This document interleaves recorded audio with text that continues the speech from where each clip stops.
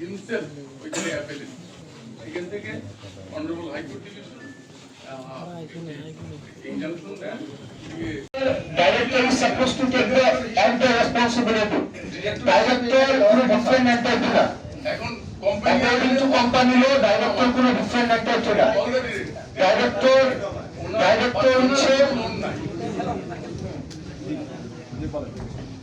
একটু আমি একটু ক্লারিফাই করে দিচ্ছি বিষয়টা।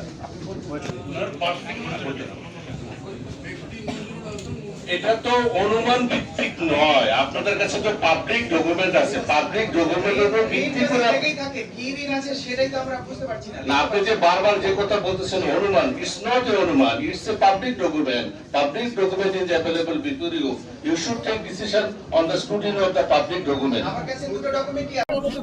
জাতীয় নাগরিক পার্টি এনসিপি কুমিল্লা 4 অর্থাৎ দেবিদ্বার থেকে আমাকে মনোনয়ন দিয়েছে। আমি গত 29শে ডিসেম্বর সেটি সাবমিট করেছিলাম। আজকে মনোনয়ন বাছাই হয়েছে এবং প্রাথমিকভাবে মনোনয়নটিকে বৈধ ঘোষণা করা হয়েছে। তবে একটি কনসার্নের বিষয় হচ্ছে প্রশাসনের যেই আমরা অভ্যুত্থান পরবর্তী সময়ে যেমন নির্মোহ, বস্তুনিষ্ঠ, নিরপেক্ষমূলক আমরা যেভাবে আচরণ প্রত্যাশা করি, আজকে পরে মনে হয়েছে যে নির্বাচনে কতটা নিরপেক্ষ হবে, প্রশাসন কতটা নিরপেক্ষ থাকবে, সেটি আসলে এখন আমি শঙ্কা প্রকাশ করছি। পর্যাপ্ত যুক্তি, পর্যাপ্ত তথ্য থাকার পরেও আমাদের একজন প্রার্থী উনি ব্যাংক ডিফল্টার, উনি উইলফুল ব্যাংক ডিফল্টার, উনি একাধিক আর্থিক প্রতিষ্ঠান থেকে বিগত বিভিন্ন সময়ে উনি লোন নিয়ে সেটি আর ফেরত দেয়নি। দেশের অর্থকে উনি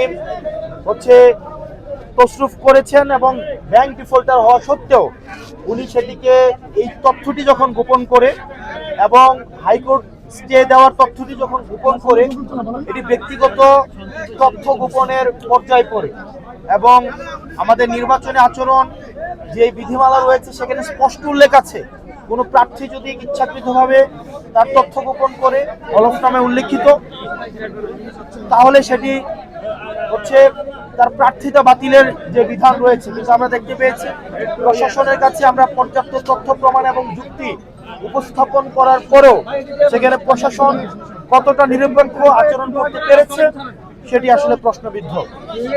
তো আমরা এখনো প্রত্যাশা করি, কিন্তু প্রশাসন আমাদের কাছে মনে হয় একটা বিএনপির দিকে ঝুঁকে গিয়েছে।